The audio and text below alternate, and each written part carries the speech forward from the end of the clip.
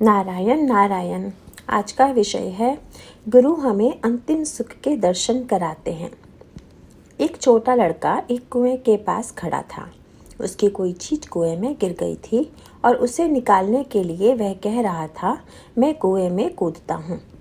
यह देखकर एक मनुष्य जो वहाँ खड़ा था उससे बोला, ऐसा मत कर, कुएं में कूदा तो डूब जाएगा।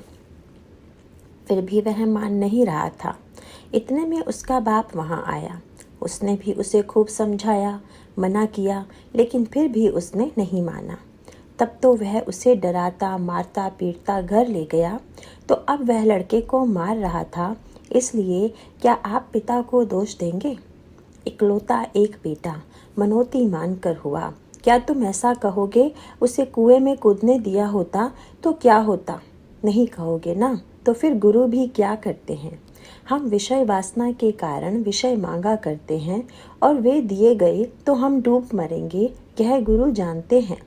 इसलिए वे हमें उनसे बचाने के लिए दो चार अच्छी बातें कहते हैं और हम उन बातों को नहीं सुनते हैं तो वे हमें डर भी दिखाते हैं।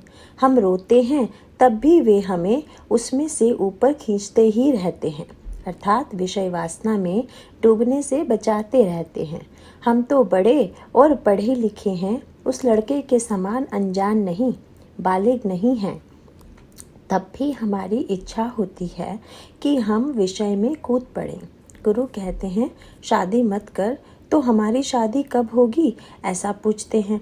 उनके पीछे पड़ जाते हैं और अंत में हम ऐसा तक कहते हैं कि गुरुजी कुछ समझते ही नहीं। हम ऐसा मानते हैं कि जो अभी दिखाई देता है वही सच्चा सुख है, किंतु गुरु को अंतिम सुख क्या है यह मालूम होता है। अतः गुरु हमें जो सुख अभी दिखाई देता है उससे परावृत्त किया करते हैं। अतः लाभदायक यही है कि हम गुरु के वचनों पर विश्वास रख के उनकी आज्ञा के अनुसार व्यवहार करें और उन्होंने जो साधन बताए हैं वे ही करते रहें, तब हमें अंतिम सुख का लाभ होगा। गुरु आज्ञा करते हैं यानी क्या करते हैं? वे जहाँ हमारा मन उलझा होता है वहाँ से हमें निकालने का प्रयत्न करते हैं। भगवान भक्त के संकट दूर करते हैं, यानी उसके गृहस्थी के संकट नहीं दूर करते। वे तो बड़ी आसानी से दूर किए जा सकते हैं।